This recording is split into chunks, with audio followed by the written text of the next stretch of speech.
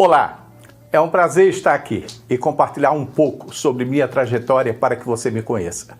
Meu nome é Alberto Matos, sou casado com Lucileide Matos desde 16 de dezembro de 1983. Temos 3 filhos maravilhosos, Jacó, 39 anos, Davi, 37, Rebeca, 36. Também sou avô, feliz e satisfeito, com 4 netos, Giovana, Melissa, Emanuel e Milena. Tenho dedicado os últimos 42 anos da minha vida ao ministério pastoral, à educação, à gestão de carreiras e à terapia de casais. Atualmente eu sou presidente do Freedom International Ministries e da Global Education Network. Além disso, atuo como professor em várias instituições, incluindo a Faculdade de Teologia Integrada, que atua no Brasil e aqui nos Estados Unidos, no Southwest Baptist Theological Seminar, no Texas, e agora aqui com vocês em meio a outras instituições. Eu já trabalhei em mais de 30 instituições de ensino, como professor, coordenador, diretor e reitor. Tenho escrito alguns livros e editado vários outros. Eu e minha esposa temos ministério na área da família e desenvolvemos um programa de educação conjugal continuada. Minha formação acadêmica, até o presente momento, consta de 45 programas, sendo 3 doutorados, 14 mestrados, 14 pós-graduações e 14 graduações.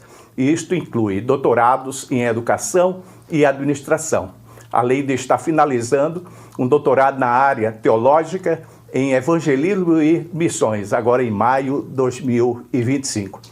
Tenho também diversos mestrados em áreas como teologia, comunicação, marketing, gestão eclesiástica e aconselhamento bíblico. Complementando minha formação, sou pós-graduado em psicologia clínica, psicologia sexual, psicanálise, terapia de casais e família, e diversas outras áreas relacionadas à saúde mental e educação. Ao longo da minha carreira, tenho buscado sempre ampliar meus conhecimentos e habilidades para melhor servir as pessoas com quem trabalho. E isso me levou a concluir graduações em teologia, administração, marketing digital, pedagogia, letras, filosofia, tutoria em educação à distância, gestão da qualidade, entre outras.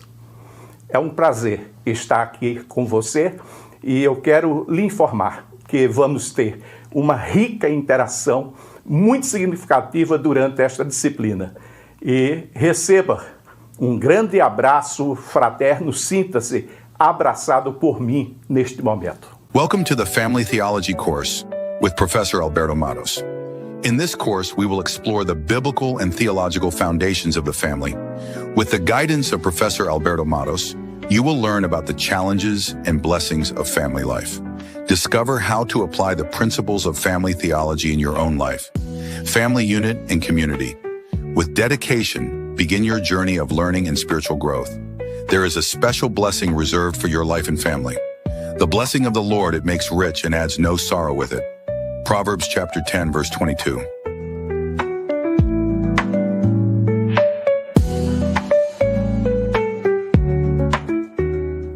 A disciplina de teologia da família é fundamental para todas as pessoas, independentemente de seu estado civil, pois a família é o berço onde cada ser humano é moldado e formado, desde o nascimento até a vida adulta. As dinâmicas familiares influenciam profundamente o desenvolvimento emocional, espiritual e social de cada indivíduo. Seja você solteiro, casado, viúvo ou divorciado. Então, vamos trabalhar para compreender a teologia da família como algo essencial. Para quê? Para navegar nos desafios da vida. Pois é no contexto familiar que nós aprendemos valores, fé e a verdadeira essência das relações humanas. Estudar a teologia da família é, portanto, mergulhar nas raízes de nossa identidade e nos princípios que sustentam a sociedade, promovendo relacionamentos saudáveis e uma compreensão mais profunda do papel divino na estrutura familiar. A importância da teologia da família se torna ainda mais evidente quando consideramos que é justamente no ambiente familiar que Deus tem reservado bênçãos específicas para cada indivíduo. A família, como instituição divina, é o espaço onde Deus manifesta seu amor, cuidado e provisão de maneira especial. É no seio familiar que experimentamos de forma tangível a graça de Deus, refletida nas relações de amor, perdão e compromisso.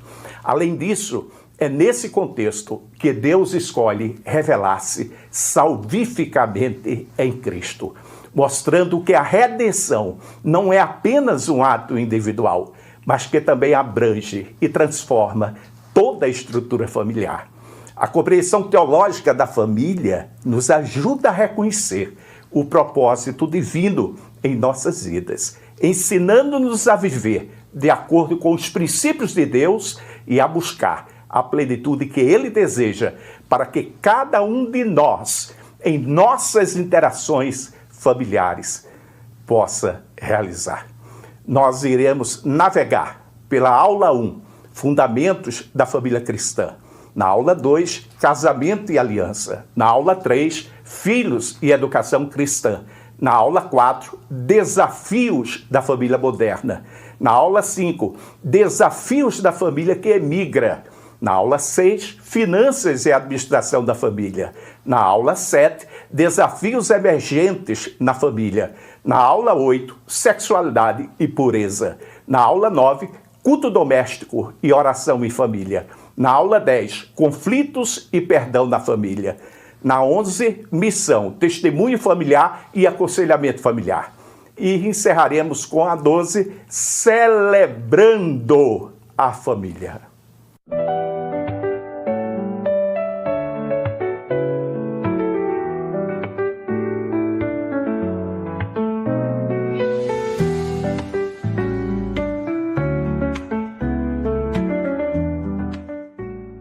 Nós estaremos vendo nesta aula a origem e o propósito da família segundo a Bíblia, a salvação e a família, e o papel do marido e da esposa na família, e, em último lugar, o papel dos pais na criação dos filhos. Talvez você diga, eu ainda não tenho filhos e nem quero ter essa experiência.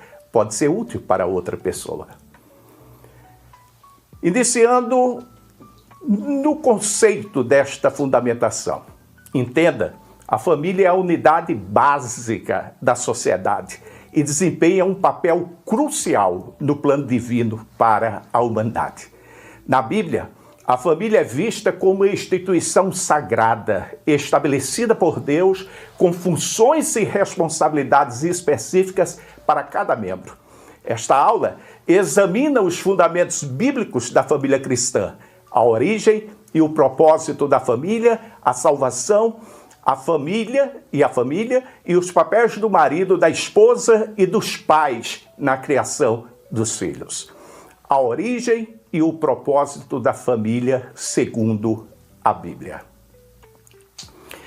A origem da família está ligada a propósito, intencionalidade, espaço e lugar. Criação de seres humanos à imagem e semelhança divina, instituição divina do casamento e suas respectivas prerrogativas. O propósito e intencionalidade de Deus no estabelecimento da família. Nós vamos ver diferenças e interpretações. O propósito de Deus no estabelecimento da família refere-se ao objetivo final e à razão pela qual Ele criou a instituição familiar. Este propósito é abrangente e revela a intenção divina para o bem-estar humano. A reprodução, a educação, o crescimento espiritual e o ideal e real da família divina. É uma visão ampla e de longo prazo, que se reflete, na estrutura e função da família ao longo das gerações. Nós temos algumas referências bíblicas, como em Gênesis 1:28. E Deus os abençoou e lhes disse, sejam fecundos, multipliquem-se e encham e subjuguem a terra. Em Efésios 6:4, pais não irritem seus filhos, antes criem-nos segundo a instrução e o conselho do Senhor. Em Malaquias 2,15, e não fez ele somente um, ainda que lhe sobejava espírito. E por que ele fez somente um? Ele buscava uma semente piedosa, uma família. Intencionalidade de Deus. Qual é a intencionalidade de Deus no estabelecimento da família?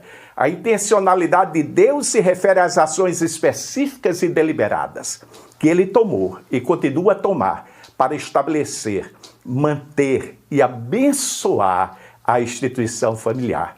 Envolve a forma como Deus guia e sustenta as famílias, para que elas cumpram com o seu propósito eterno. Ela é específica e se manifesta nas ações e intervenções devidas no dia a dia das famílias. Em Salmos 127:1 temos: se o Senhor não edificar a casa, em vão trabalham os que edificam. Em Josué 24:15, eu e minha casa serviremos ao Senhor. Em Provérbios 22:6, ensina a criança no caminho em que deve andar, e até quando envelhecer, não se desviará dele. Quais são as diferenças fundamentais? 1. Quanto ao escopo temporal, o propósito de Deus envolve uma visão de longo prazo para a família, abrangendo desde a criação até a eternidade. Quanto à intencionalidade de Deus nesse escopo temporal, refere-se às ações específicas que Deus toma ao longo do tempo para assegurar que seu propósito seja cumprido. Qual é a amplitude desse propósito de Deus?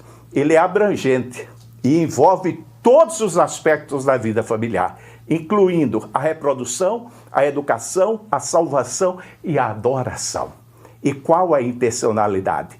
Ela é mais focada nas ações concretas e específicas, como instruir pais a ensinar seus filhos no caminho do Senhor e providenciar sustento e proteção para a família.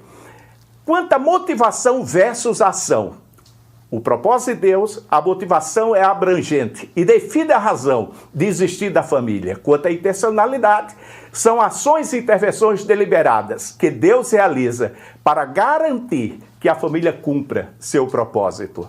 Nós vamos ter alguns exemplos práticos agora do propósito de Deus. Deus criou a família para ser uma unidade fundamental da sociedade, responsável por procriação, educação moral e espiritual dos filhos e por refletir a imagem de Deus através do amor e da unidade. Algumas referências nós podemos citar, como Gênesis 2:24, por isso deixa o homem pai e mãe e se une a sua mulher, tornando-se os dois uma só carne. Quanto à intencionalidade de Deus, o Deus que nós servimos, ele instrui os pais a criarem seus filhos com amor e disciplina, prover sustento e proteção e oferece sua presença e orientação através da oração e da leitura das Escrituras. Como a referência bíblica, Deuteronômio 6, versículos 6 e 7. Diz o Senhor: estas palavras que hoje te ordeno estarão no teu coração, tu as ensinarás diligentemente a teus filhos, e dela falarás sentado em tua casa, andando pelo caminho, ao deitar-te e ao levantar-te. Qual é o grande ponto de destaque disto? Enquanto o propósito de Deus para a família define a visão ampla e a razão pela qual ele criou essa instituição, a intencionalidade de Deus se manifesta em ações específicas que ele toma para assegurar que a família funcione de acordo com o seu desígnio.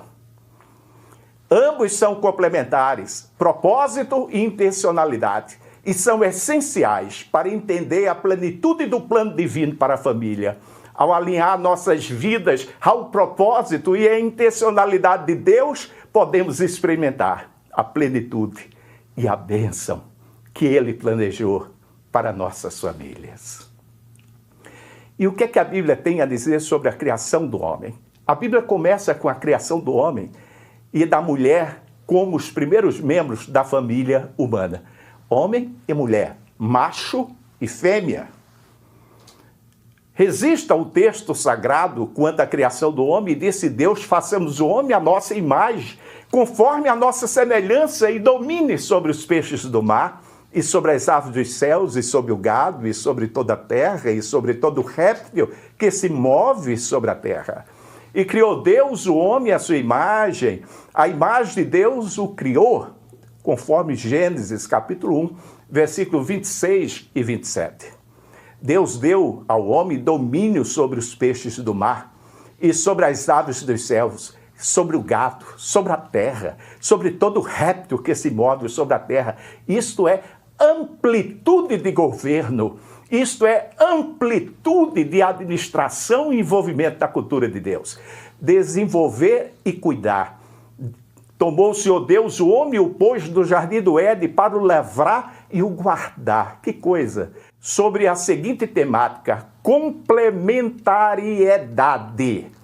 Não é uma cana de braço, não é uma disputa de poder, mas trata-se de uma complementariedade. Em Gênesis capítulo 2, versículo 18, e disse o Senhor Deus, não é bom que o homem esteja só. Far-lhe-ei uma ajudadora idônea para ele. Então o Senhor Deus fez cair um sono pesado sobre Adão e este adormeceu. E tomou uma das suas costelas e cerrou a carne em seu lugar. E da costela que o Senhor Deus tomou do homem, formou uma mulher. E trouxe-a a Adão. Deus apresentou a mulher a Adão. Da parte de Deus há uma oficialização. Criei para estar aqui com você. Quando Deus apresenta a mulher, Deus apresenta Eva para Adão. E Adão chama a responsabilidade para si. Quando Deus diz, eis aqui Eva, Adão diz, esta é agora osso dos meus ossos e carne da minha carne. Esta será chamada mulher, porquanto do homem foi tomada. E tinha ele ali, a costela que lhe faltava, porque Deus havia realizado um milagre extraordinário. E agora nós vamos ver o que é que Deus faz com o homem e a mulher, a origem do casamento. Em Gênesis capítulo 2, versículo 18 a 24, Deus estabelece o casamento como a união entre um homem e uma mulher, macho e fêmea. Deus só tem este plano, não tem outro plano. Disse mais o Senhor Deus, não é bom que o homem esteja só, far-lhe-ei uma auxiliadora, que lhe seja idônea. Por isso deixa o homem pai e mãe e se une à sua mulher, tornando-se os dois uma só carne. Deus realiza isto. Ele resolve a questão da solidão de Adão, ele estabelece o benefício do companheirismo, estabelece o poder da unidade conjugal e ele concede uma vida com idoneidade, tanto para Eva, como para Adão, como para ambos. A palavra idoneidade, uma companheira idônea, tem sua origem no latim. Aqui, para nós, para uma compreensão melhor, é claro que é um vocábulo hebraico. E aí, esta idoneidade, ela refere-se à qualidade de ser honesto, de ser justo e de ser moralmente íntegro. É a característica de alguém que age de forma correta e ética, inspirando confiança em suas ações e decisões. Na relação entre homem e mulher, a idoneidade é fundamental. Preste atenção a isto, pois estabelece uma base de respeito mútuo, confiança e transparência. Quando ambos os parceiros são idôneos, eles constroem uma relação sólida e saudável, baseada na honestidade, no compromisso com o bem-estar do outro, refletindo uma união onde o respeito e a integridade são prioridades inegociáveis. E esse trecho não apenas descreve a origem da família, mas também enfatiza a importância da companhia e da unidade entre o homem e a mulher. A criação da mulher, a partir do homem, simboliza a unidade e a complementariedade do casal. Um complementa ao outro, dentro do propósito específico estabelecido por Deus. O propósito da família é multifacetado, abrangendo aspectos espirituais, emocionais e sociais. A família é projetada para ser um reflexo da relação entre Deus e o seu povo. Em Efésios 5, versículos 31 a 32, Paulo fala do mistério do casamento como imagem de Cristo e a igreja. E aí nós temos também: por isso deixará o homem a seu pai e a sua mãe, e se unirá à sua mulher, e serão os dois uma só carne. Grande é este mistério, mas eu me refiro a Cristo e à igreja. Paulo fala aos Efésios, no capítulo 5, versículo 31 e 32. Além disso, a família serve como o principal ambiente para a educação espiritual e moral dos filhos. Em Deuteronômio 6, versículos 6 e 7, que citamos ainda há pouco, os pais são instrutores a ensinar os mandamentos de Deus a seus filhos. E estas palavras que hoje ordeno estarão no teu coração, e as ensinarás a teus filhos, e delas falarás assentado em tua casa, e andando pelo caminho, e ao deitar-te e ao levantar-te. Qual é o papel do marido e da esposa da família? O papel do marido, na Bíblia, ele é chamado a ser o líder espiritual e protetor de sua família. Efésios 5, 23 a 25 descreve o papel do marido de amar e sacrificar-se por sua esposa, assim como Cristo fez pela igreja. Porque o marido é a cabeça da mulher, diz a Bíblia Sagrada, como também Cristo é a cabeça da igreja, sendo ele próprio o salvador do corpo. De sorte que assim como a igreja está sujeita a Cristo, assim também as mulheres sejam em tudo sujeitas a seus maridos. Vós, maridos, amai vossas mulheres, como também Cristo amou a igreja e a si mesmo se entregou por ela.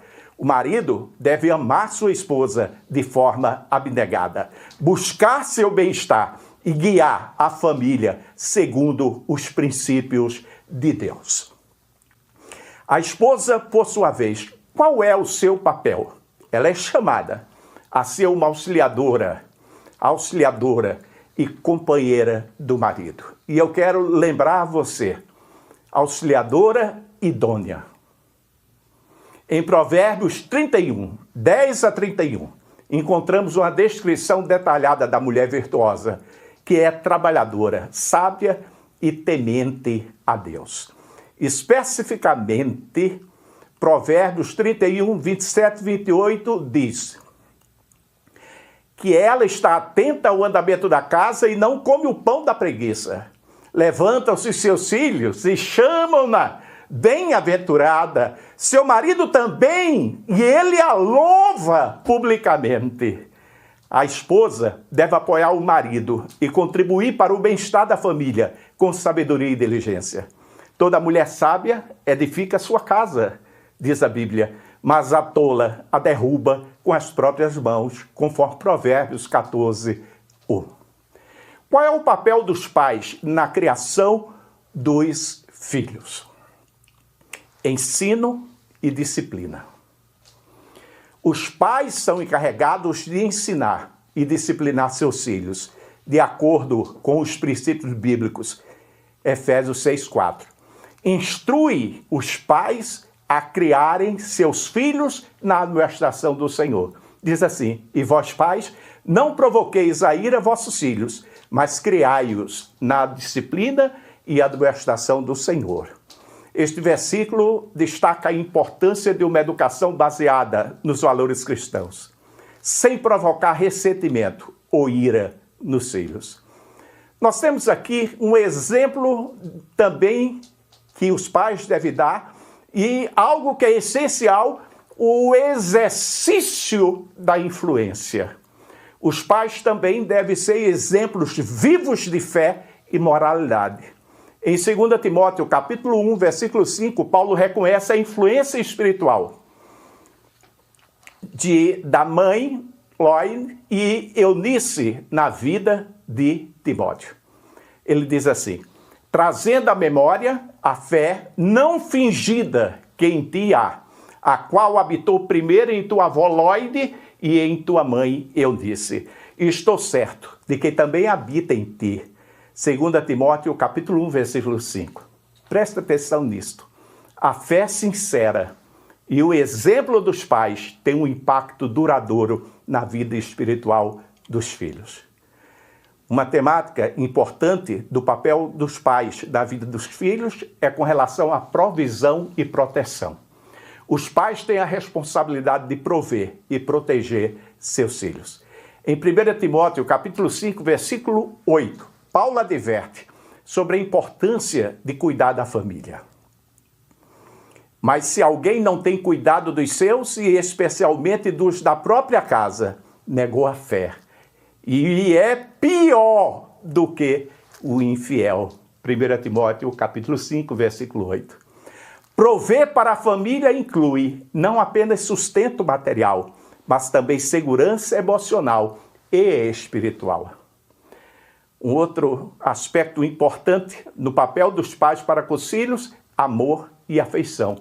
O amor incondicional e a afeição são essenciais na criação dos filhos. Colossenses 3:21 adverte os pais a não desanimarem seus filhos.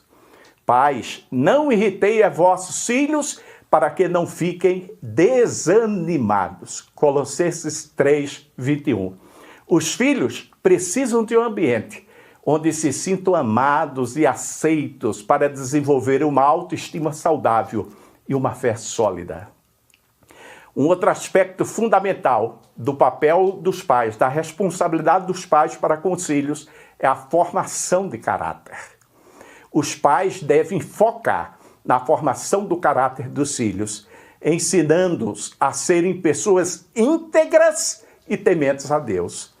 Em Provérbios 22:6 encontramos uma orientação sobre o treinamento dos filhos. Diz assim, de uma forma muito clara, transparente, objetiva, contundente e inequívoca: instrui o menino no caminho em que deve andar, e até quando envelhecer não se desviará dele. Provérbios 22:6. Um outro aspecto nesse propósito, essa trajetória dos pais, inclui treinar uma criança nos caminhos de Deus. Isso garante que ela terá uma base sólida para tomar decisões morais e espirituais ao longo da vida. Um outro aspecto maravilhoso é comunicação e compreensão. A comunicação aberta e a compreensão são vitais para construir relacionamentos saudáveis entre pais e filhos. Tiago 1,19 encoraja uma comunicação eficaz e paciente. Diz assim, presta atenção.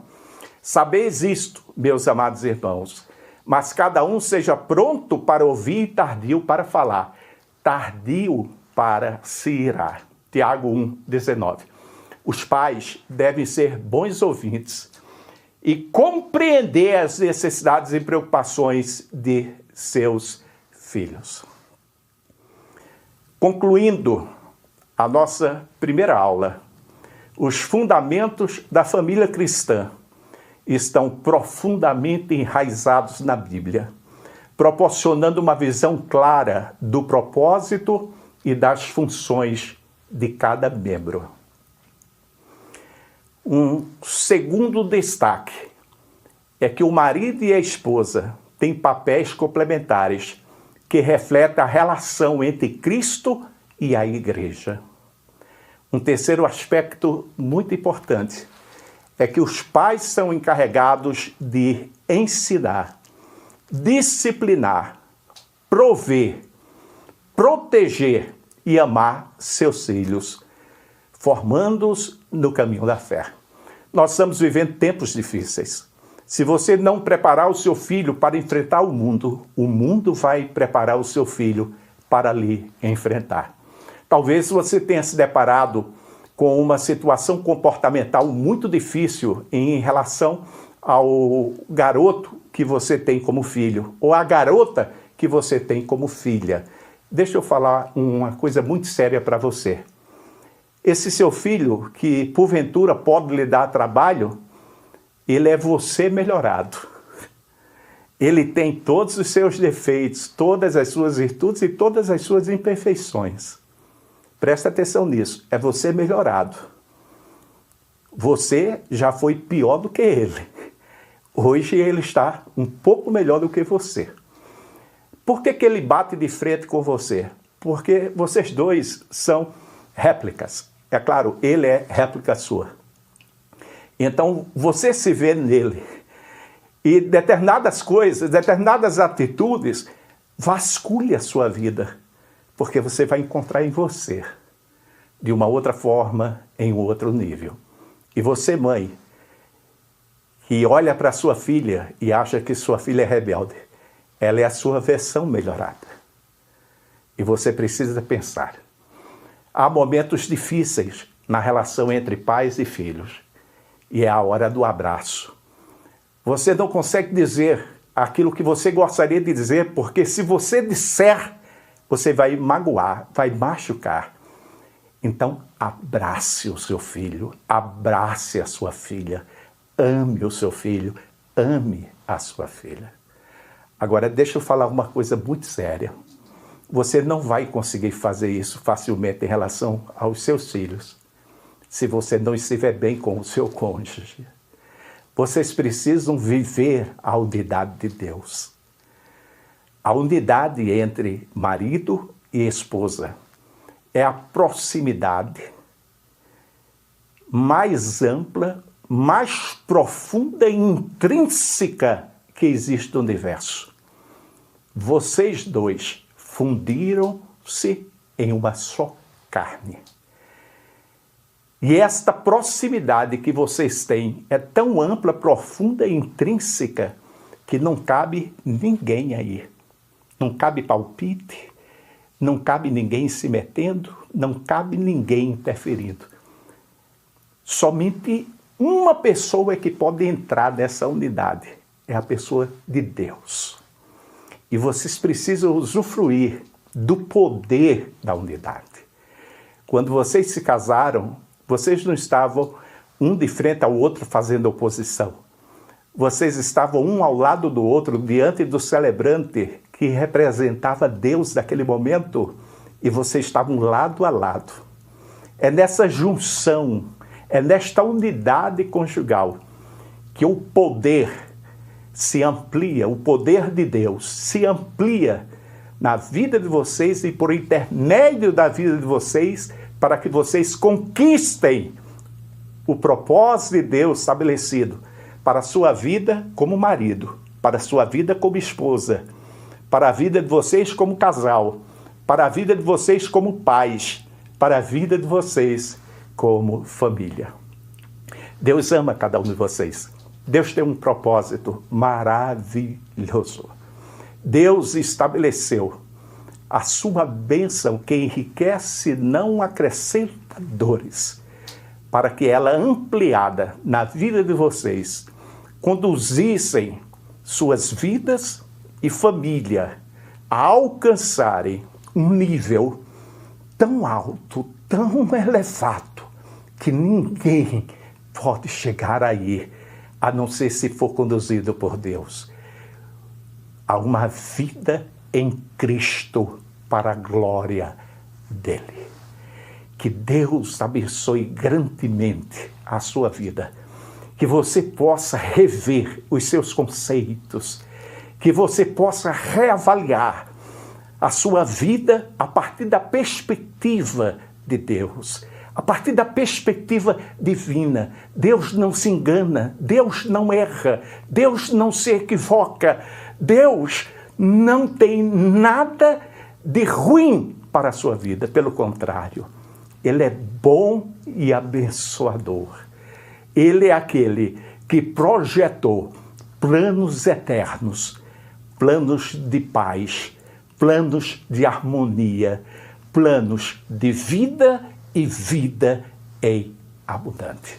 Aqui encerramos esta classe, ávidos por estar novamente reunido com vocês na nossa segunda classe. Até lá!